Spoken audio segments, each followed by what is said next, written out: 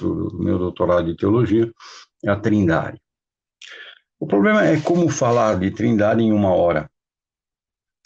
A Trindade demorou 6, 7 séculos para o dogma estar, né, relativamente polido e chegar a nós como ele chegou. 7 séculos, como resumi-lo em uma hora. Na verdade, o resumo veio com o próprio propósito dessa semana. O propósito dessa semana é uma visão bíblica. Então, me foi proposto falar sobre a Trindade através dos elementos bíblicos que eu posso retirar para poder entender a Trindade. E aí sim, reduzimos o campo de ação, podemos deixar a parte dogmática para depois, afinal de contas a Trindade ela é longa, ela é extensa e ela é a dogmática por excelência na teologia. Vamos encontrar, portanto, elementos bíblicos para poder fazer isto. Da mesma forma que a Trindade é a minha especialidade, porque eu sou um teólogo dogmático, a Bíblia não é. Né?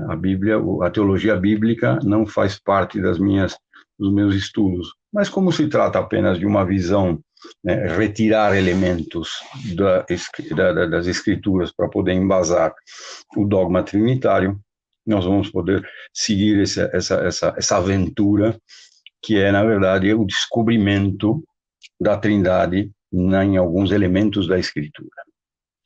Para a gente podermos começar, primeiro temos que definir, ou ao menos nos posicionar, para quem é Deus, ou melhor, para quem é Deus lá no Antigo Testamento. Como é que foi a imagem de Deus, né? Como é que o povo judeu percebeu aquele Deus lá atrás, em Abraão, em Moisés. Como percebeu que aquele era um Deus todo-poderoso, que era criador, que era o absoluto, que era o critério de si próprio? Como que eles perceberam isto? Né? Aquele Deus que 2, 3 mil anos depois, Jesus vai chamá-lo de Pai e vai nos dar né, a propriedade de também chamá-lo de Deus Pai. No começo, não. No começo, Deus foi perceptível pelo povo hebraico, aliás, o grande mérito do povo judeu, foi perceber que existia apenas um Deus.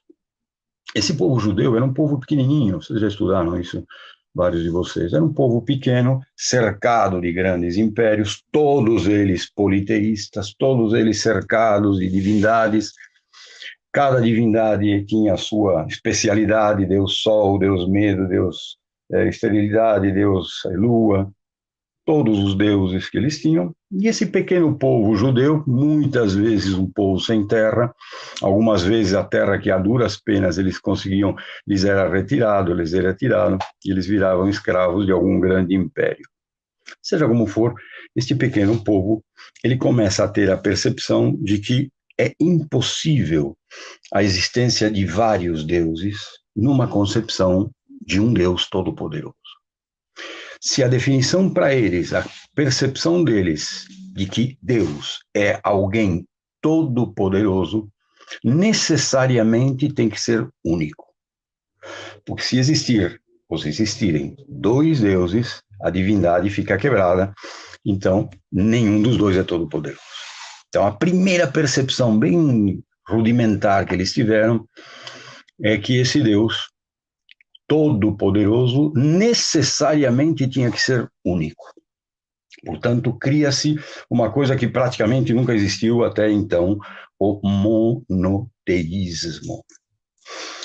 Repito, cercado de outros grandes impérios, sempre foi, todos eles eram politeístas. Muito bom. E esse Deus, como era todo-poderoso, como ele tinha todas as características diferentes dos humanos, segundo essa concepção, esse Deus necessariamente ele tinha que estar fora do mundo e criar o mundo. Ele criaria o mundo, nós seríamos criação desse Deus. Portanto, surge em Gênesis 1, em Gênesis 2, os primeiros momentos de uma escritura que, ao perceber esse Deus, começa a colocar no poeta hebreu e ele vai escrevendo o ato da criação. É um Deus todo-poderoso, pré-existente, eterno, único, e que cria tudo aquilo que nos é visível. Cria o mundo, cria o céu, cria a terra, cria as estrelas, cria a lua. Tudo aquilo ele cria. E ele cria usando do seu todo poder, né? Do seu todo poder. Ou seja, fica bem claro em Gênesis 1 e em Gênesis 2 que ele, ao criar, ele usa um verbo no imperativo. Isso é muito importante. Ele cria um verbo no imperativo. Ele não vai e faz o mundo. Ele diz, ele ordena, faça-se a terra, e a terra se fez. Faça-se a luz, e a luz se fez. Faça-se as estrelas, a luz fizeram. Faça-se o sol, e o sol se fez. Faça-se, faça-se, faça. É um verbo no imperativo, seguido imediatamente de uma natureza que lhe obedece. Uma natureza que lhe obedece se formando, criando também o tempo. O tempo, portanto, é uma das criaturas que Deus faz, juntamente com a terra, com o mundo, com o homem. Essa narrativa de Gênesis 1, 2, quando nós lemos agora, como nós lemos com os olhos de um historiador, nós percebemos que tem talvez uma pontada de ironia, porque o autor de Gênesis 1, Gênesis 2, ele diz que a terra Deus criou usando um verbo no imperativo, mas cita todos os deuses dos outros como criação. Ou seja, Deus disse, faça-se a lua, e a lua se fez. A lua era uma deusa lá dos hititas, dos asmoneus e tantos outros, ou anteriores a eles, ou posteriores, na época que foi redigido. Faça-se o sol. Ora, o sol era o deus lá no Egito, era o deus dos sumérios. Ou seja, cada um que na Gênesis 1 e 2, Deus coloca como criação, na verdade, é o que os outros povos chamam de deuses. Por isso que o meu Deus é o verdadeiro, e o judeu, porque ele cria todos aqueles deuses, entre aspas, que são inventados, criados, imaginados por outras civilizações.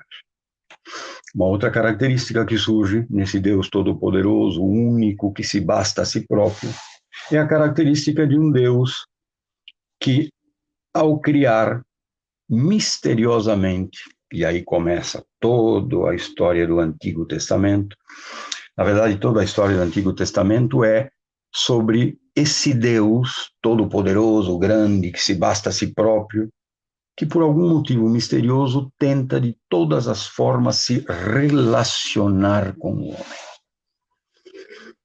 Quase que é uma contradição.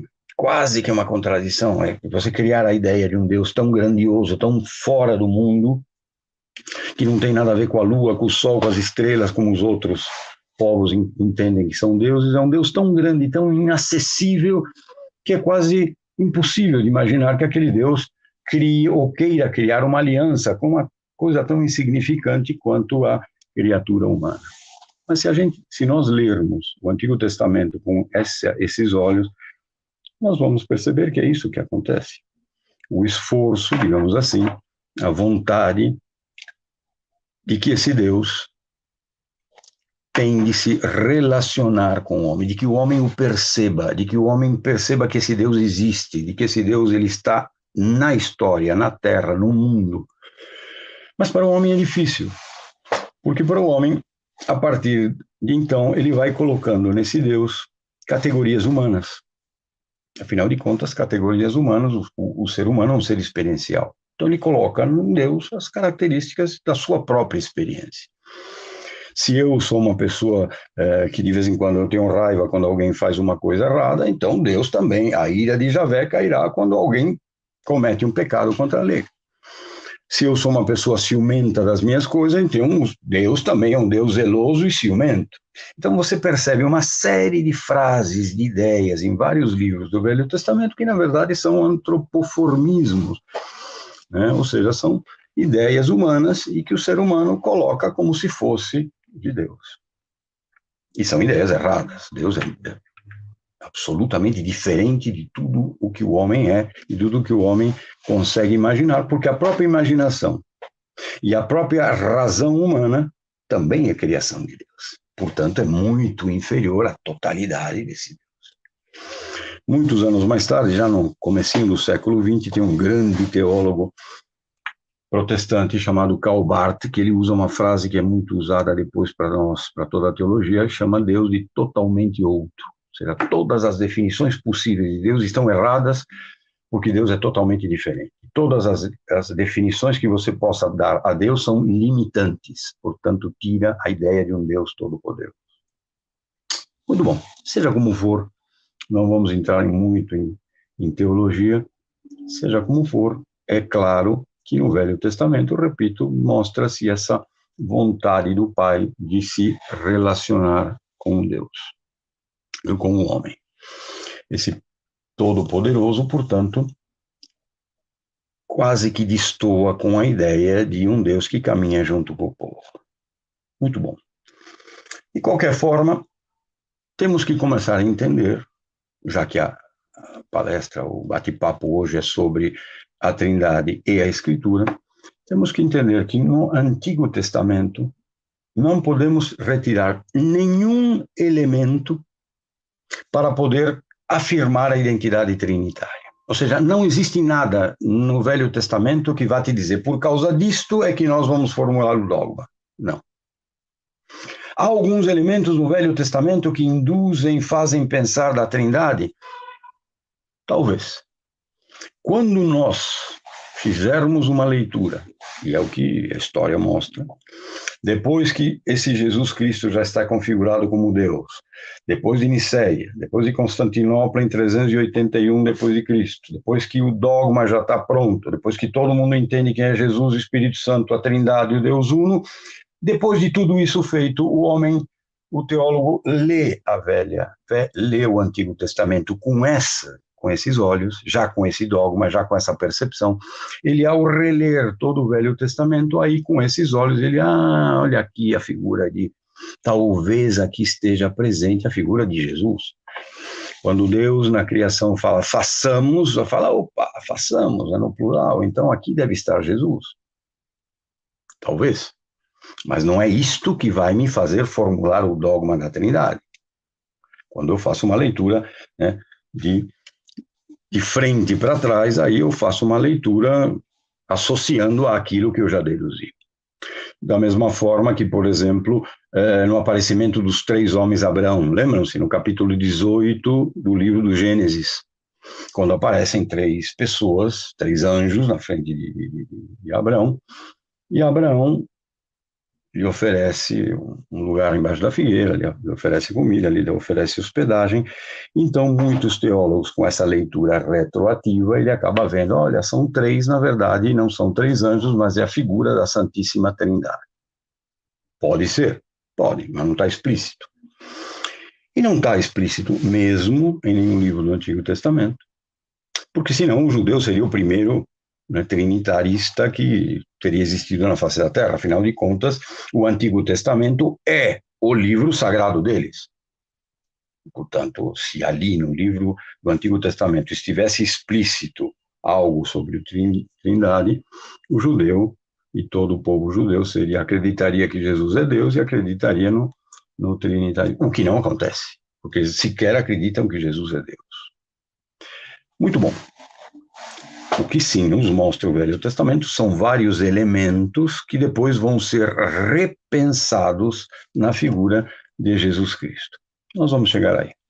A nossa ideia é fazer uma viagenzinha histórica de como que o ser humano foi percebendo aos poucos que Jesus é Deus, né, através de alguns elementos. Muito bom. Dos 4 evangelhos que nós temos, Novo Testamento. Agora sim, nós já vamos ter alguns elementos, né, que já nos colocam mostrando que Jesus é um personagem diferente.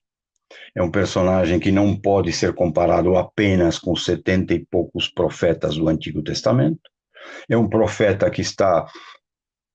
né, um personagem, perdão, não é um profeta, é um personagem que pode ser considerado o Messias ao ler o Antigo Testamento, mas, por outro lado, tem umas características próprias que o Antigo Testamento não nos induz a pensar. Dos 4 evangelhos, 3 deles não falam que Jesus é Deus. Evangelho de João, perdão, Evangelho de Mateus, de Marcos e de Lucas não falam explicitamente que Jesus é Deus, sequer falam que Jesus é Filho de Deus. No Evangelho de Mateus, que mais se aproxima no último capítulo, se não me engano, que ele fala alguma coisa que induz você a pensar que Jesus é Filho de Deus. Em algumas versões ele até fala isso. Nas outras vezes, no próprio Evangelho de Mateus, ele sempre se refere a Jesus como Filho do homem, como que evitando esse parentesco com Deus. Talvez. Com certeza, Mateus, ele era judeu, e como nós sabemos, o judeu, desde a época da percepção desse Deus Todo-Poderoso, ele se percebe tão pequeno que não é digno sequer de mencionar o nome de Deus. Então, muitos livros, até o dia de hoje, os judeus evitam escrever Deus. Escrevem, o chamam de Adonai, o chamam de Senhor com S maiúsculo, o chamam de sabedoria, mas evitam o nome porque se acham indignos disso. Mateus era judeu. Mateus escreveu para uma comunidade judaica, então muito provavelmente evitou o nome Deus, como nas outras passagens do Evangelho, ele evita o nome Deus para não chocar os judeus que eram alvo do seu Evangelho. Seja como for, também não fica claro a divindade de Jesus, pelo menos não explicitamente no primeiro momento. O Evangelho de Lucas e de Marcos mais ou menos seguem a mesma linha. Já o Evangelho de João, não. Já o Evangelho de João é totalmente diferente. O Evangelho de João, e não é porque ele é um evangelho teológico, não. Ele tem algo de diferente esse evangelho que vai nos ajudar em muito no dogma trinitário. O Evangelho de João, ele já entra de sola. O que está vendo aqui? Tem alguém me perguntando alguma coisa. O que eu faço, Rogério? Não, pode ficar tranquilo, professor, que daí eu vou acompanhando o chat e eu coloco para o senhor também. É, porque alguém aqui, vamos, apareceu na tela. Muito bom. Então, o Evangelho de João é um evangelho que já entra de sola falando quem é Jesus. Ele já começa falando, e o verbo era Deus. Ele já começa isso. No princípio era o verbo, e o verbo estava com Deus, e o verbo era Deus. Ponto. Acabou. Então, esse é um fundamento para, pelo menos, iniciar o nosso estudo bíblico trinitário, o Evangelho de João. Me permito ler todo esse trecho, porque tem elementos que nós vamos usar hoje ainda. Aspas. No princípio era o verbo, e o verbo estava com Deus, e o verbo era Deus. Ele estava no princípio com Deus. Tudo foi feito por ele. Opa, olha o façamos. Tudo foi feito por ele, e nada do que tem sido feito foi feito sem ele. Nele estava a vida, e a vida era a luz dos homens. Atenção, vida é um dos outros sinônimos de Deus lá no comecinho do povo judeu. Aquela história que nós repetimos sempre, Senhor Deus é o Deus da vida, na verdade vem desta tradição. A vida não é apenas um dom de Deus. A vida, a dinâmica da vida é o próprio Deus. Então, voltando, continuando, a luz resplandece nas trevas, e contra ela as trevas não prevaleceram. Houve um homem enviado por Deus e chamava-se João. Não João, João Batista. Eu vou ler para que a gente entenda bem essa diferença que João coloca. Vou repetir. Houve um homem enviado por Deus e chamava-se João. Este veio como testemunha para dar testemunho da luz. Ele não era luz, a fim de que todos crescem por meio dele. Ele não era luz, mas veio para dar testemunho da luz. Percebam que nessa frasezinha, né, de que um homem enviado por Deus, na verdade, o Evangelho de João está colocando João Batista como mais um profeta, ou talvez o último profeta, porque o profeta que anuncia o próprio Cristo, anuncia o próprio Messias. Portanto, já de sola, o Joãozinho nosso já nos coloca uma diferença enorme, colossal, entre quem era João Batista, que era um do nível dos antigos profetas, e Jesus Cristo, que era totalmente diferente desse profeta. Isso é muito importante, principalmente para certas teologias atuais que teimam em tirar a divindade de Jesus. Havia a verdadeira luz que veio ao mundo e iluminava todo o homem. Ele estava no mundo e o mundo foi feito por ele. Mas o mundo não o conheceu. Veio para o que era seu e os seus não o receberam. Capítulo 1. primeiros versículos do Evangelho de João. Da mesma forma que os 3 sinóticos não são tímidos em apresentar algo lógico que já me induza a falar que Jesus é Deus ou Filho de Deus, o Evangelho de João já vai direto no assunto, no primeiro capítulo, e a partir daí ele desenvolve toda essa história da história de Deus encarnado no mundo. Não é à toa que o Evangelho de João é que fala isso logo de sola. Não é à toa isto. Porque João, ele escreve isto lá pelo ano 95, 100, se é que ele ou alguém que foi discípulo dele, mas João escreve isso porque João é o apóstolo que ele mesmo se denomina o apóstolo muito amado, discípulo muito amado. E ele é um discípulo que não só muito amou, como ele, na última ceia, recostou a cabeça no peito de Jesus, o que significa que sentiu o coração de Jesus. E ele é o apóstolo a quem Jesus, no ato da cruz, lhe coloca Maria sob seus cuidados, para que ela, sendo viúva e não tendo outros filhos, tivesse alguém que a amparasse, a sustentasse e a acolhesse. Por isso que na cruz ele faz esse último ato jurídico, entregando a sua mãe aos cuidados de João.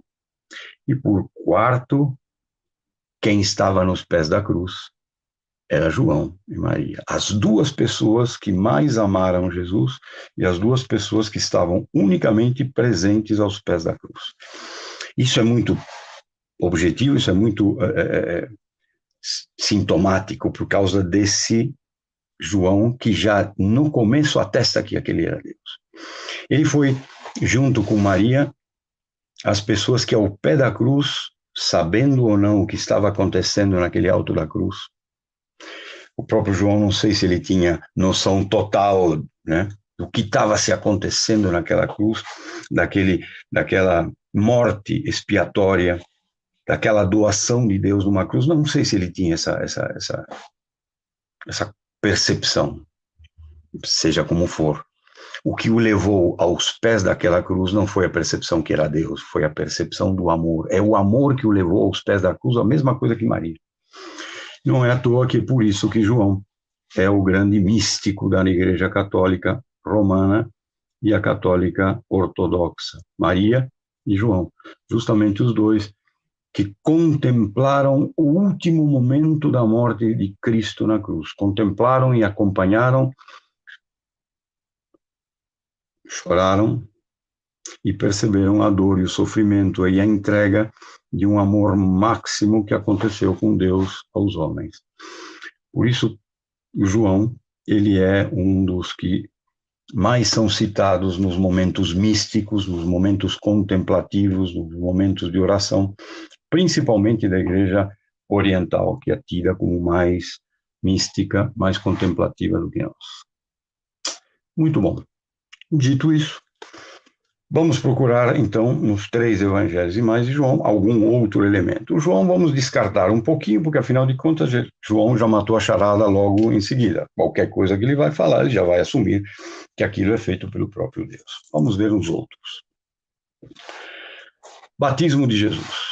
O batismo de Jesus é a primeira coisa que vai nos chamar a atenção. Por quê? Primeiro, porque o batismo de Jesus é citado nos 4 evangelhos. Coisa rara quando há uma citação, há uma narrativa comum a todos os evangelhos. O batismo de Jesus é comum aos 4. O que nos leva a crer de que muito provavelmente isso foi um dado verídico histórico que aconteceu. Coisa que em alguns momentos, algumas narrativas de alguns pontos dos evangelhos, a gente pode pensar que foi uma inserção pós-pascal, alguma coisa, etc. Mas o batismo não.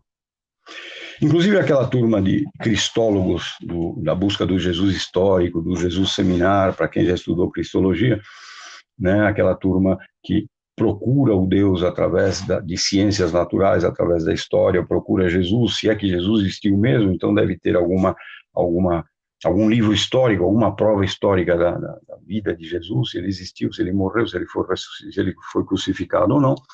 Então houve toda uma linha teológica que começou a estudar essa historicidade do Jesus, chamado Em Busca do Jesus Histórico. E todos eles chegaram a uma conclusão, a várias conclusões, mas uma das conclusões que eles chegaram, que essa citação do batismo é uma citação muito provavelmente literal do que aconteceu mesmo naquela época com Jesus. Por quê? Porque todos os evangelhos, principalmente os 3 sinóticos, eles tinham um motivo quando foram escritos. O motivo era escrever alguma coisa para que todos os missionários que fossem por aí tivessem um roteiro para explicar o que era Jesus e para mostrar para todo mundo que esse Jesus era Deus, Filho de Deus, e era uma pessoa que fazia muitos milagres, etc, etc. Ora, se você quer provar para um leigo, para um gentio, para uma pessoa que nunca ouviu falar, ou para um judeu, que aquele Messias que ele esperava é Jesus Cristo, você quer mostrar para um outro povo que aquele Jesus era Deus, fica difícil você começar a tua narrativa colocando Jesus numa filazinha de batismo e vai ser batizado por um outro que ainda diz que é menor que. Então, se essa cena, de certa forma constrangedora para a mensagem que eles querem passar, é citada nos 4 evangelhos, porque não houve jeito, né? É uma citação que estava na presença e na memória de toda a comunidade, dos apóstolos, dos discípulos, então foi colocada nos evangelhos. Muito bom. Portanto, é impossível explicar a cena do batismo de Jesus se nós não assumirmos inicialmente a revelação de 3 pessoas, no ato do batismo. No ato do batismo, todos nós conhecemos que Jesus está na fila, quando chega a vez dele, João Batista o batiza e diz que o céu se abre, uma voz diz, este é o meu filho amado, revelação, Deus Pai, e uma pomba desce e pousa no ombro de Jesus. Pomba, dinâmica de Deus, Espírito Santo. Então aí está claro uma coisa que depois eu vou ler de frente para trás e vou entender um pouco melhor. Deus Pai, impostação do Filho, a partir de agora esta é a tua missão, e o Espírito Santo que pousa como lhe dando forças, como lhe dando ânimo, como o empurrando, impulsionando para essa missão que ele assume a partir de então, ao menos publicamente. Deve ter muita gente aqui que é leiga, que está ouvindo isso pela primeira vez. Quem não ouviu, me perdoe essas minúcias, mas é importante que a gente pense isso. Tudo que você, meu querido e minha querida, tudo que você sabe sobre Jesus, tudo que você estudou sobre Jesus, todos os milagres, tudo que ele falou, tudo aquilo que te fez crer e amar Jesus Cristo, tudo aquilo ele fez daquele momento em diante. Daquele momento atrás, a gente não sabe quase nada. Portanto, milagres, palavras, falas, ele faz daquele momento em diante. E é por isso que começa a surgir a ideia de que o Espírito Santo é alguém que impulsiona a vontade de Deus, é alguém que impulsiona uma missão de revelação de Deus. E o que Jesus fez? Ou seja, Jesus revela ao Pai. Praticamente todas as palavras de Jesus, daquele momento do Espírito Santo até o momento na cruz, ele fala sempre do Pai, daquele que o enviou, que é maior que eu, daquele que eu vim para falar do que eu ouvi dele. Ele nunca fala sobre ele fala sempre do Pai, do Pai, do Pai. E o fala com amor, ele faz com carinho, ele fala com uma intimidade nunca vista antes em ninguém. Não podemos nos esquecer, por exemplo, que o povo judeu, durante todo o Velho, tinha um respeito tremendo por Deus, respeito de não poder sequer chamá-lo pelo nome. De repente vem alguém chamado Jesus, que não só fala toda hora sobre Deus, e o fala carinhosamente, não só tudo isso, como ainda por cima o chama de Pai. Isso é um absurdo. E a palavra Abá, cuidado, a palavra Abá, senhores, não significa apenas pai, e muito menos só paizinho, como já ouvi algumas traduções. A palavra pai, do grego, tem uma conotação, quando a gente olha para o contexto social da época, é uma palavra que quem usava muito eram as crianças para se dirigir ao pai. Era uma palavra infantil. Significava uma intimidade, significava um carinho, significava um apego, mas uma palavra infantil. Portanto, quem é esse homem que é judeu e conhece a lei a ponto de ser chamado de mestre, e conhece a Torá a ponto de ser chamado de rabi? Quem é esse homem que já é um judeu e tem a ousadia de falar sobre o pai, chamando-o pelo nome, chamando de paizinho? Isso foi a primeira coisa que chamou a atenção de todos, essa intimidade que tinha. E esse Jesus vai falando do pai, sempre vai falando do pai, e vai se revelando aos poucos, de uma maneira como esse Deus nunca foi revelado até então. Voltando à cena do batismo, Jesus se batiza, vai para o deserto, supostamente passa 40 dias fazendo jejum e oração, e faz exatamente o contrário do que João fez e todos os discípulos de João Batista fizeram.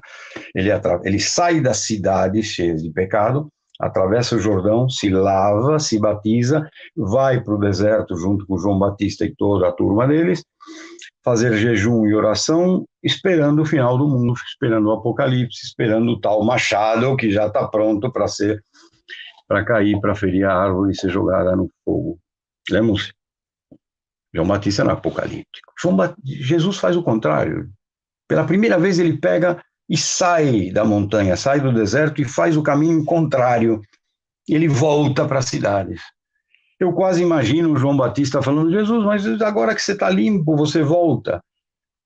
Eu quase posso imaginar, e agora é um exercício de imaginação, quase eu posso imaginar Jesus falando pela primeira vez uma frase que ele vai repetir daqui a um ano: eu não vim para curar os sãos, mas eu vim para curar os doentes.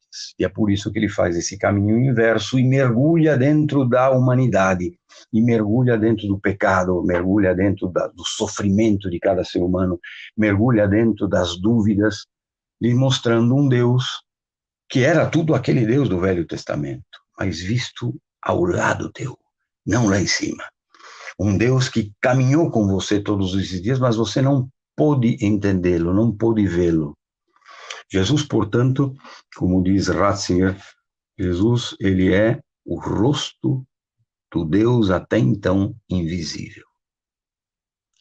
Portanto, esse Jesus que volta ao mundo, e volta a essa humanidade, ao pecado, às cidades, vai para Galiléia, vai para Jerusalém, vai para Samaria, e fica daí para frente 3 anos fazendo essa vida pública, até culminar quando ele volta 3 anos depois para Jerusalém, e é morto e crucificado. Muito bom. Essa palavra de Ratzinger, já Bento XVI, que Jesus é o rosto visível de um Deus até então invisível, na verdade traz uma conotação de amor muito bonita. Nós falamos que o Velho Testamento, né, do parte dos judeus, mostra todo um respeito, que até separa o homem de Deus, mostra a diferença, né, de dimensões. Mas, por outro lado, também mostra nas entrelinhas uma profunda preocupação e uma profunda iniciativa desse Deus de procurar se revelar, se mostrar, fazer com que o homem perceba que existe Deus. Isso é uma iniciativa de Deus. O homem não teria nenhuma chance, nenhuma forma de saber que existe um Deus se não fosse Deus que se revela a ele. É Deus que se aproxima do homem. Eu sou engenheiro, se algum de vocês estudou matemática moderna, sou engenheiro e velho, né? Porque a matemática moderna já deixou de ser moderna faz tempo. Se nós podemos dizer que Deus é um círculo enorme, infinito, e o homem é um círculo pequenininho, finito, limitado, criado. Se Deus se aproxima do homem, o homem desaparece dentro da imensidão. Talvez seja isso que Deus quis dizer a Moisés. Por outro lado, esse homem, Deus quer se revelar a esse homem. Então, Deus, naquele círculo imenso, vai se aproximando cada vez mais do círculo humano até tocá-lo num único ponto. Porque quando no único ponto, esse círculo que é o homem não é absorvido pela bola grande de Deus, ele apenas o toca. E esse ponto de contato é a revelação, é o máximo que nós podemos entender como criaturas de Deus. É esse pontinho de contato. Os judeus, se aproximando do homem, o toca. E esse toque é a fé, esse toque é a revelação. Esse toque é a revelação que de Jesus Cristo. É o que Jesus Cristo revela do Pai. No Monte Sinai, vocês estão se lembrando, a parte do Êxodo, acontece uma coisa que vocês devem se lembrar. Moisés sobe o Monte Sinai, ele quer se encontrar com Deus. Portanto, ele já tinha uma noção de que existia esse Deus. Claro, desde Abraão. A iniciativa é de Deus. Moisés sobe. Quando ele sobe, coincidência, 40 dias, sobe, encontra-se com a sarça ardente. Vocês lembram dessa passagem? E aí ele pergunta, eu quero vê-lo. E aí é que Deus lhe diz, você não pode me ver. Minha glória é tão grande, né, que qualquer homem que tentasse me ver, fulminaria, morreria. Eu quero saber teu nome. E aí começa um mistério do Velho Testamento que vai ser elucidado no Novo. Deus se apresenta a Moisés como Ehyeh, Asher Ehyeh, que em hebraico significa eu sou aquele que sou. Em algumas traduções mais eruditas, é Enhe Asher, ou seja, eu sou, ponto. Aparentemente, né, quando a gente não se aprofunda muito nessa configuração do Deus Todo-Poderoso, a gente pode não entender bem eu sou, o que significa. Eu sou aquele que sou, quase soa como uma coisa ríspida de Deus. Não. Se nós entendemos esse Deus Todo-Poderoso como um absoluto, como total, critério si mesmo, aquele que único que se basta a si próprio e não existe nada além dele, e se existe algo é porque ele o criou, então agora essa palavra eu sou toma uma dimensão diferente. Eu sou porque eu sou a única coisa que sou. Todos vocês não são, estão. Quando vocês não existiam, eu existia. Eu criei vocês. O dia que vocês não existirem mais, eu continuarei sendo. Por isso, o único que é, sou eu. Eu sou. Vocês estão. Isso é uma bela interpretação. Seja como for, a interpretação que você dê ao Ehyeh Asher. Ehyeh Asher significa eu sou, ponto. Qualquer outra coisa é uma antropoformismo. Muito bem. E a partir daí que vem o tal respeito dos judeus com o nome do Senhor, que aí não se pronuncia o nome do Senhor, não se pronuncia o nome de Deus, e se encontra uma alternativa, sabedoria, Adonai,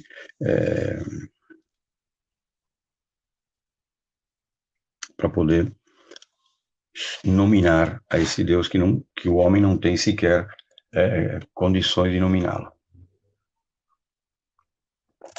Muito bom. O que mais? O Novo Testamento também nos mostra uma característica de Jesus que vai ser alvo de estudos teológicos profundos a partir de Nicéia 325 e nos concílios seguintes, até para lá de Agostinho. As duas presenças de Jesus, as duas formas que Jesus assume, a humana e a divina. Ele é humano e ele é divino. Nos evangelhos e nas cartas de Paulo, que são anteriores aos evangelhos, aparecem muitas vezes as situações onde indiscutivelmente Jesus é humano. Ele nasce de uma mulher, é falado várias vezes, nasce de Maria. Ele tem um parto, ele nasce através de um parto de Maria. Ele é gestado por Maria, portanto é um homem. Ele cresce e se desenvolve como uma criança normal. Aquela passagem de Lucas, lembram-se? Que não é discutível por alguns se é histórico ou não me interessa, mas o que me interessa no momento é que há uma passagem em Lucas, que é aquela passagem que vocês conhecem, quando Jesus, pequeno, se perde em Jerusalém, aí Maria e José voltam para Jerusalém e o encontram pregando numa sinagoga. O que é pouco provável, porque na sinagoga só entram homens adultos, e muito menos provável que algum rabino daquela época ia escutar uma criança falando. Seja como for, nos mostra uma coisa que, segundo Lucas, essa perícope nos mostra que Jesus já tinha consciência de quem ele era. Não sabias você, mãe e pai, que eu estaria fazendo as coisas do meu pai. Ou seja, eu, criança, Jesus, criança, já sabia disso. e mesmo assim ele mostra uma outra característica. A partir daquele momento ele seguiu Maria e José e os obedeceu. Outra característica humana bem clara deixada nos evangelhos. E por último, senhores, é o horror da cruz, a capacidade que esse Jesus assume, não como Deus, mas ele como homem, ele sofre, ele morre, ele chora, ele sua gotas de sangue, ele tem medo, ele tem todas as situações humanas que eu tenho, que você tem. Então ele assume toda a humanidade, por isso que nós dizemos, ele assume a nossa humanidade. Assume a nossa humanidade porque em cada momento desses 33, 34 anos da vida de Jesus, tudo o que ele fez tudo aquilo que eu tenho, que eu senti, que eu sofri, que eu tive dúvidas, que eu chorei. Exatamente isso, é isso que significa Jesus, ou seja, Deus assumiu a humanidade. Não significa apenas que ele foi um homem, significa que ele passou por todas essas experiências humanas que cada um de nós passamos. Cada um de nós passamos. Isso vai ser muito importante na hora da teologia da cruz, da teologia da interpretação da solidão, do sofrimento humano, do silêncio de Deus na cruz.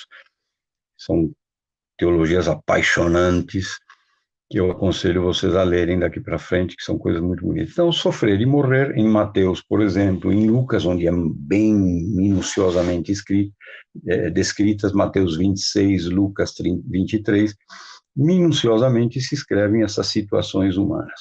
Destaque para duas coisas. Primeiro, o sofrimento, a morte na cruz, óbvio. E segundo, um anterior. Um sofrimento que nos mostra um lado profundamente místico de três pessoas. É o Getsemane. É quando Jesus, depois da Santa Ceia, da qual não participam todos, apenas os 12, é algo a se pensar, ele vai até o Getsemane, e no Getsemane todo mundo vai dormir, ele retira três, Tiago, Pedro e João. Os três, venham comigo. Por que ele não chamou todos? Afinal de contas, os 12, agora 11, né? Porque Judas já o tinha traído. Aqueles 11 representavam a igreja. Por que dentro da igreja ele escolhe três? Para que venham comigo lá, escondidos. Para que vocês vejam o sofrimento de Deus, contemplem um momento de sofrimento, um momento místico de um mistério de aceitação de uma missão, de obediência ao Pai, de entrega ao Pai por amor. Só vocês três vão ver. Tanto é que Jesus, nos dois evangelhos, citam e narram que dos 11, ele tira três. João Paulo II mostrava isso de uma forma belíssima. Ele dizia que, neste momento, Jesus cria, dentro da igreja, a igreja contemplativa, a igreja mística. E não pertence a toda a igreja. A igreja tem que trabalhar, trabalhar no meio, no mundo, arregaçar as mangas, trabalhar com o povo. Mas dentro da igreja, Jesus tira três para serem contemplativos, místicos. E é aí que nasce a igreja contemplativa. Uma percepção muito bonita de João Paulo II, porque ele era um papa que sempre deu uma importância muito grande à mística, à contemplação. Portanto, o Getsemane também nos mostra esse Jesus, homem e Deus. Um momento de insegurança, um momento de medo, um momento de pavor, e um momento onde ele, como tantos de nós, falamos, se for possível, afasta de mim esse cálice. O que nós não fazemos é o ato contínuo, mas que seja feita a tua vontade. Essa pouca gente faz. Pouca gente faz. Seja como for, os evangelhos deixam muito claro que Jesus é um homem com todas as características humanas. Isso é muito importante porque no dogma trinitário, a primeira coisa que vai se definir já em Nicéia é que Jesus é 100% Deus e 100% homem, nem um pouco menos de uma, nem um pouco menos de outra. Justamente porque os concílios dessa época, 325 depois de Cristo, eram momentos onde a igreja se reunia para combater heresias que começavam a surgir por aí. Essa heresia, por exemplo, era a heresia do docetismo, do monofisismo, que dizia que Jesus, não, ou era só Deus ou era só humano. O docetismo dizia que Jesus era apenas Deus, ele apenas imitou que era humano, ele apenas não assumiu a humanidade. Então, eram heresias que a igreja se reuniu para combater e para falar, bom, a partir de agora nós vamos definir para que todo mundo siga a mesma norma, a mesma doutrina.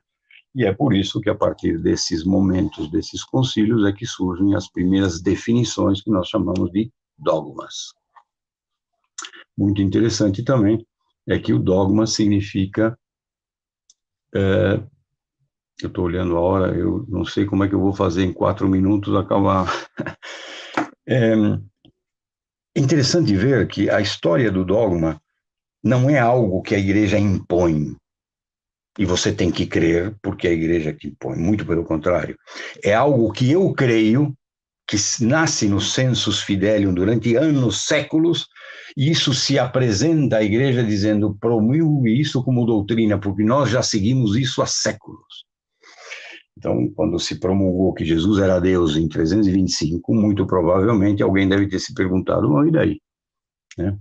Todo mundo já acredita nisso faz 300 anos, desde Santo Inácio de Antioquia, e qual é a novidade disso? É que, na verdade, a igreja teve que se afirmar, teve que escrever no papel, teve que fazer um dogma para rebater as heresias. Do mesmo jeito que em 431 depois de Cristo, no Concílio de Éfeso, se promulga o dogma de que Maria é mãe de Deus. Aí sim, aí foi todo mundo deve ter ido na igreja e falou, mas escuta, vocês se reuniram para promulgar uma coisa que todo mundo já sabe, tem até igreja no nome de Maria. Na verdade, quem citou essa brincadeira que eu estou fazendo foi o Papa Francisco, há uns 8 meses atrás. Francisco disse isso relembrando a afirmação Theotokos, mãe de Deus.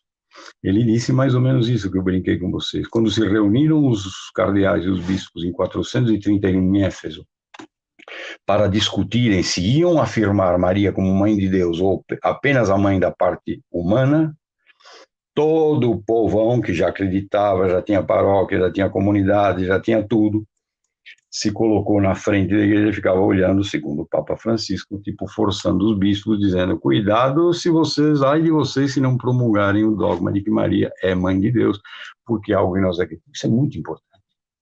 Porque sempre nós ouvimos alguém dizendo que o dogma é algo impositivo, é algo que a igreja nos impõe crer.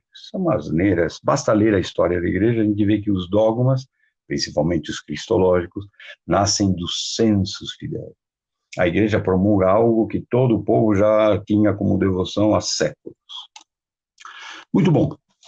Nos evangelhos também mostram, do mesmo jeito, a humanidade, mostram a divindade de Jesus. Jesus também era divino. Isso fica claro nos 3 sinóticos. Estamos tirando João, porque João já, logo de cara, já acabou com a nossa curiosidade.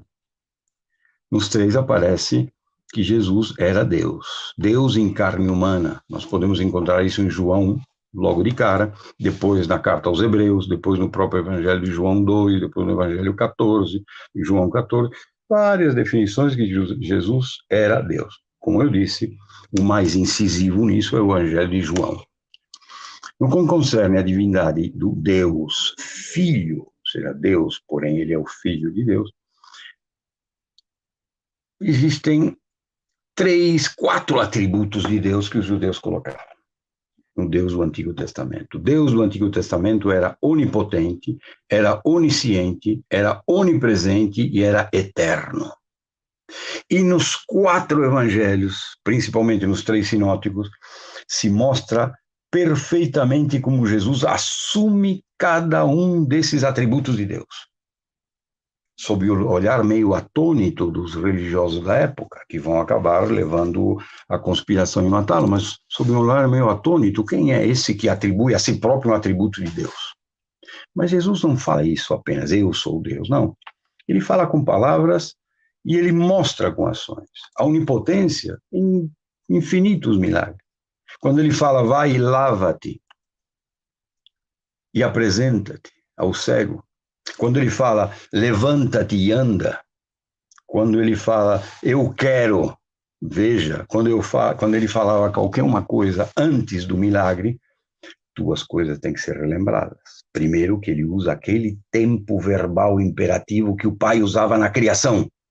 Isto para o judeu era outra blasfêmia. Quem é esse que fala um tempo verbal? Um tempo verbal do imperativo que o pai usava para criar na humanidade, para criar alguma coisa, para que a natureza lhe obedecesse. Quem é esse que fala com o mesmo tom e com a mesma autoridade do pai? É aquele que fala com a mesma autoridade, que usa quase que pela primeira vez desde então um tom imperativo, e pasmem, o milagre acontecia. Ou seja, a natureza também lhe obedecia, do mesmo jeito que o pai. Onipotência, onisciência, em quantos momentos Jesus mostra que ele já sabia o que ia acontecer, já sabia o que ia acontecer a ele, já sabia, por exemplo, naquela famosa passagem de Natanael, lembram-se? Quando antes de você vir aqui, eu te vi embaixo da figueira, e ele fala, como que você me viu embaixo da figueira? E quando ele fala isso, ele cai de joelhos e diz, meu Senhor, meu Deus, tu és o Filho de Deus. Por quê? Só porque eu te vi na figueira? Não. Porque ele estava na figueira fazendo alguma coisa que Deus o reconheceu, ou seja, ele estava orando, que na verdade é uma característica de todo judeu, orar embaixo de uma figueira, que era o único lugar que tinha uma sombra, um lugar tão cálido quanto Israel. Então era uma coisa comum eles se isolarem de 3 momentos do dia, manhã, meio-dia e à tarde, se isolarem em algum lugar, embaixo de uma sombra, e faziam as orações do dia. E para o povo daquela época, sempre a oração era pedir o enviado de Deus, o Messias, para livrá-lo desses romanos, para livrá-los desse jugo do Império Romano sobre eles. Por isso que tão logo Jesus disse, eu te vi embaixo da figueira, ele percebe que aquele é Deus. Como que você me viu? Como que você me ouviu? Eu estava falando com Deus. É por isso que ele fala, tu és o Filho de Deus, tu és o Deus. A onisciência, em outras partes do Evangelho, também mostram que Jesus tinha consciência, sabia o que ia acontecer no futuro, sabia o pensamento dos outros. Onisciência, onipotência, onipresença, a própria passagem de Natanael mostra isso também. E eternidade. Eternidade. Eternidade é uma coisa bonita, porque a eternidade em Jesus vai dar origem a uma apaixonante teologia que chama-se escatologia. A escatologia é apaixonante porque é a teologia que busca em Jesus Cristo os elementos para podermos teologizar e crer na vida eterna, na vida após a morte, no reino de Deus, no transcendente. Essa é a parte da teologia que estuda o depois, o pós-morte, é a escatologia. E se encontra isso também em Deus, se encontra isso em Jesus, principalmente em Jesus. Jesus diz em João 8, asseguro que se alguém obedecer a minha palavra, jamais verá a morte. Senhores, qual profeta, dos 70 e poucos profetas que o Velho Testamento teve, que podia falar sobre isso? Qual é um profeta que podia falar sobre coisas além da morte, na casa do Pai? Qual deles veio daquele lugar para poder falar o que tinha lá? Nenhum podia falar sobre a vida depois da morte. Só Deus, só o Filho de Deus. Por isso que várias vezes ele fala, do lugar de onde eu vim e para o lugar de onde eu vou.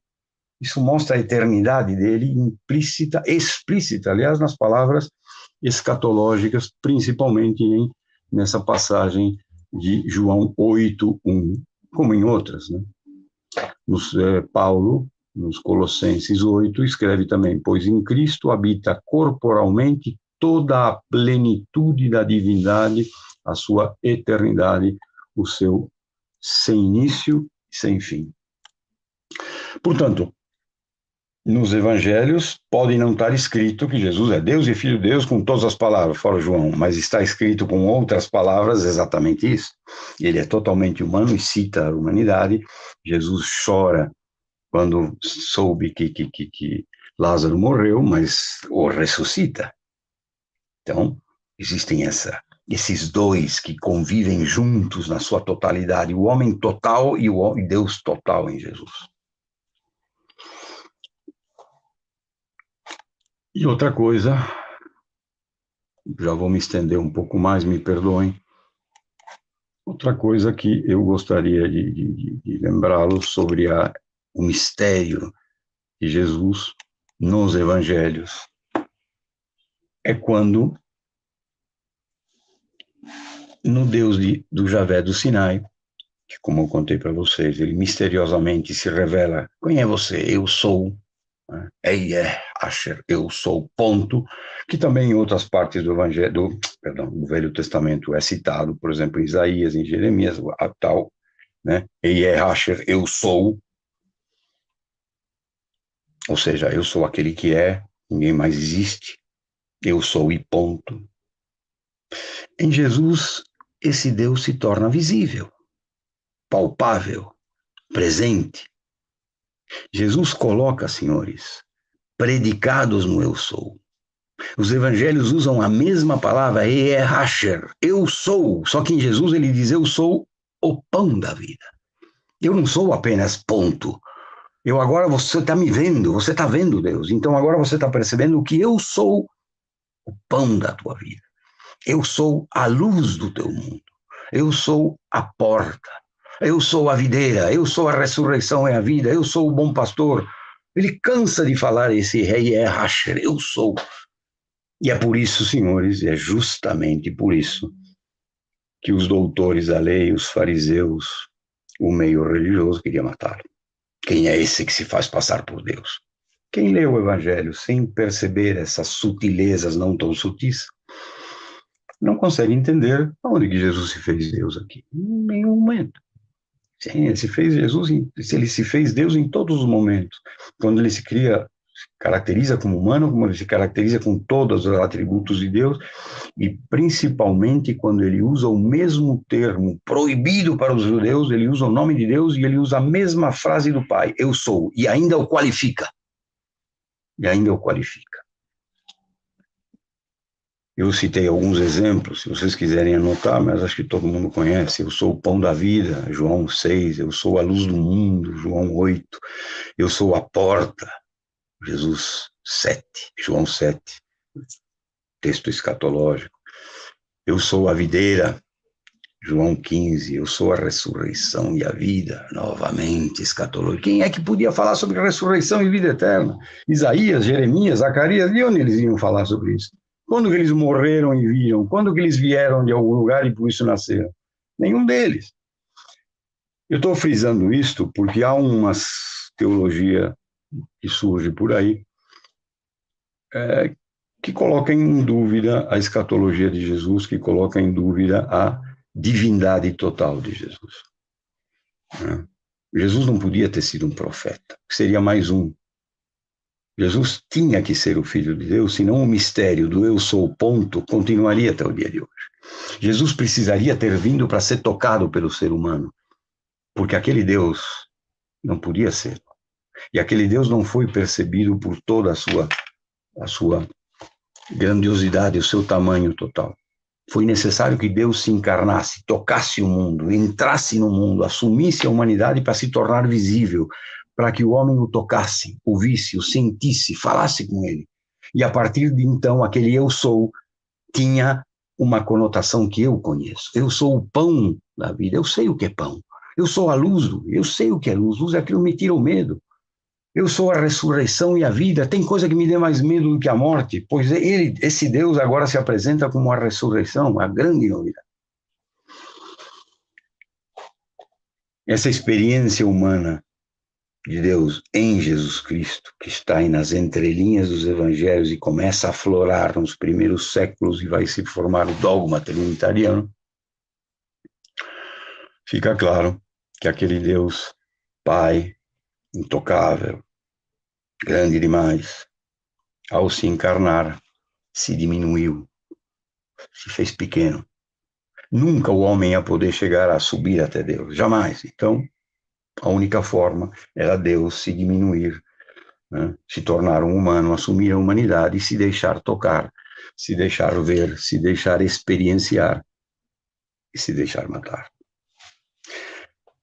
Na primeira carta de João, uma carta que está meio escondidinha lá no fim da Bíblia, dos Evangelhos, no Novo Testamento. Na primeira carta de João, número 1, versículo 1, ele fala uma das coisas mais lindas que você pode ouvir sobre Jesus Cristo, sobre ele assumindo a humanidade, e me faz lembrar aquela frase de Bento XVI, que Jesus é o rosto visível do Deus até então invisível. Diz, primeira carta de João, o que era desde o princípio, o que ouvimos, o que vimos com nossos olhos, o que contemplamos e as nossas mãos apalparam. É isto que proclamamos a respeito da palavra da vida. A vida se manifestou, lembra-se vida, Deus se manifestou, a vida se manifestou e nós a vimos, e dela testemunhamos, e proclamamos a vocês a vida eterna, que estava com o Pai e nos foi manifestada. Você quer uma prova mais básica, mais contundente de que aquele Jesus era Deus?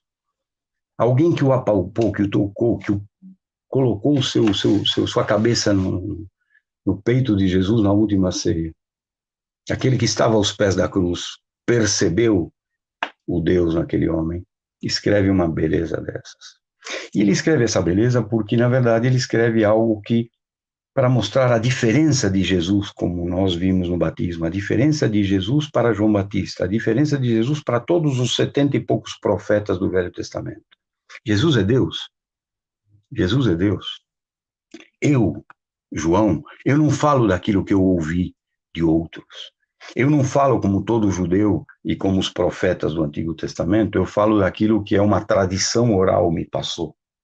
Eu não falo e não prego aquilo que eu ouvi o meu pai ou a minha mãe me passarem, né, sobre o Deus de Abraão, de Jacó, de Moisés. Não, eu falo sobre aquilo que eu vi, que eu toquei, que eu apalpei, que eu senti o gosto. Só João podia ter dito isso. Só João podia ter dito isso. Essa parte, esse João 1, então é aquilo que nos faz lembrar de um momento talvez mais lindo e que nos revela um lado de Deus que jamais poderia ter sido revelado se esse Deus não se encarnasse em Jesus Cristo. Esse Deus que sai da sua totalidade, daquela ideia de todo-poderoso, e se entra e se encarna em Jesus Cristo, se rebaixa, é o que nós chamamos de kenosis, com K, K-E-N-O-S-I-S, kenosis, que é uma das palavras em grego que a gente tem uma dificuldade muito grande em traduzir, porque qualquer tradução que eu faça de kenosis no latim ou no português vai ser uma tradução redutora de todo o tamanho dessa palavra. Mal traduzida, kenosis significa rebaixamento, vacuidade, abandono de si mesmo, aniquilamento. Esse é o famoso carta de Paulo aos Filipenses, número 7, quando Paulo declara que Jesus tinha a natureza de Deus, em Filipenses 7, igual a Deus antes da encarnação. Ele então prossegue dizendo o que aconteceu no momento da encarnação. Cristo tomou, aspas, Paulo falando, a natureza de servo, tornando-se em mim igual a todos os seres humanos. Essa é a definição de encarnação para Paulo, e que vai levá-lo a entender esse Deus que deixa a sua dignidade, deixa a sua, o seu todo-poderosismo para entrar na humanidade, é um ato kenótico, um ato de rebaixamento, que só podia ter sido feito se esse Deus, além de todo-poderoso, além de onisciente, além de todo onipresente e além de eterno, como eram os 4 atributos, nenhum dos 4 atributos de Deus responderia o porquê que ele se fez homem para se fazer tocar, apalpar, como diz João. Nenhum desses atributos. Não é porque ele é onisciente que ele vai se rebaixar. Não é porque ele é onipresente que ele vai se rebaixar. Não é porque... Não. Ele se rebaixa, ele se faz homem para poder ser tocado, para poder ser mostrado, para poder ser revelado. Ele se rebaixa por um ato de amor, uma coisa que até então estava implícito, mas não estava no cérebro, na cabeça, na vida de todo ser humano. Deus, além de todos esses 4 atributos, tem um que supera todos esses. E superou a ponto de Deus abandonar todos esses para poder entrar no mundo e amá-lo. como todo amor, quer se relacionar, quer que o outro o entenda, o veja, o perceba, se relacione com ele. E é isso que Deus quis fazer em Jesus Cristo. Mostrar que ele o ama, mostrar que ele quer se relacionar. A partir desse momento, o homem não tem mais direito de não olhar para o seu lado em cada momento da sua vida e não ver Deus. Você não tem mais esse direito, porque ele andou do teu lado, porque você o tocou, e mais do que isso, porque um dia você contemplou a doação dele na cruz como um momento máximo de revelação do amor de Deus. Jesus morre na cruz por amor, e a gente tem que se lembrar que há 2 anos e meio antes da morte na cruz, Jesus disse: ninguém ama mais o outro do que aquele que dá a sua vida. 2 anos e meio depois, ele mostra, ele deixa claro o que ele falou. Ninguém ama mais o próximo do que ele quer dar a vida, nem Deus. Portanto, até Deus vai dar a vida para você, para que você entenda que Deus te ama tanto, a ponto dele, Deus, morrer por você. Portanto, senhores, não cumpri a minha meta, são 10:09, eu tinha que falar da Trindade, eu falei só da deidade, eu não consegui falar do Espírito Santo. Eu não sei se eu me estico um pouquinho, mas falar do Espírito Santo em 5, 10 minutos é quase uma heresia, uma blasfêmia. Professor, eu quero aqui, se o senhor aceitar a gente conversar também, eu quero aqui deixar aberto, se o senhor tiver disponibilidade, a gente pode marcar mais um dia extra, conforme a agenda do senhor, sem nenhum problema, e a gente pode também retomar o assunto, se o senhor quiser fazer uma formalidade aqui mais conclusa. A gente fica super à disposição, porque o pessoal aqui no chat também comentando no YouTube, muitos elogios, tem até aqui a Ivanete falando, agora chorei, que emocionante a palestra, muitos elogios no chat aqui, e realmente é uma aula e uma palestra fantástica com relação à Trindade. O senhor pode ficar à vontade, se precisar de mais 10 ou 15 minutos, também fica aqui o convite, se o senhor sentir à vontade. Eu estou com um problema na minha agenda, porque agora, nas faculdades, etc., mas se você quiser, eu prefiro marcar um dia, me comprometer, se o pessoal puder, do que falar sobre a terceira pessoa da Trindade em 10 minutos. Porque a terceira pessoa da Trindade é uma coisa muito importante, muito mais do que se revelar ou encontrar na Bíblia elementos. O Espírito Santo não muda nada. Isso muda a tua intelectualidade, muda a tua teologia, mas não muda aqui. Você vai perceber o Espírito Santo de uma forma diferente, da mesma forma que Jesus quis revelá-lo. Ou seja, no teu medo, na forma como você tem de perceber que eu quero seguir Deus, eu quero fazer a vontade de Deus, mas eu não consigo. Eu me percebo pequeno, me percebo limitado. E é aí que surge a figura do Espírito Santo, aquele que te sopra, aquele que te leva, aquele que diz: não tenha medo, não tenha medo. Eu vou fazer com que você se lembre de tudo que Jesus te falou. Eu vou fazer com que você faça tudo que Jesus fez. E eu vou fazer até com que você faça coisas maiores. Para que essa palavra de Deus, para que esse amor de Deus seja revelado para todo mundo. A essa missão, a esse amor de Deus, é o que nós chamamos e começamos a reconhecer como Espírito Santo. Mas eu prefiro me marcar um outro dia do que deixar a coisa pela metade. Pode ser? Pode, com certeza. Tenho total certeza também que o pessoal que participa aqui conosco, o pessoal do chat, agora ao vivo nós estamos com 54 pessoas, tem uma pouca oscilação de rede, mas com certeza o pessoal fica à disposição, e a gente fica à disposição também conforme a agenda do senhor. Tá ótimo, então. Amanhã eu já passo uma data ou duas e vocês vêm com o pessoal quando vocês quiserem, tá bom? Combinado. Perfeito, então. Bom, então, quem está me ouvindo, quem teve paciência até agora, muito obrigado. Deus abençoe a todos e eu deixo, então, aberto para a próxima vez, se vocês fazerem perguntas, se quiserem, a gente vai falar sobre a terceira pessoa da Trindade, o Espírito Santo. Perfeito. Professor, nossa eterna gratidão por senhor estar conosco, também estar como formador do nosso curso de extensão de teologia também. Muitos elogios sempre vem a saudade de retornar com as formações também. O pessoal do segundo ano que escuta a palestra nesse momento, eles já estão ansiosos para contemplar o conteúdo no terceiro ano, especificamente, que vai ser online também. E nossa gratidão. Muito obrigado por estar presente conosco nessa noite. Obrigado a todos vocês. Muito obrigado pelo convite. Tchau, pessoal. Muito obrigado.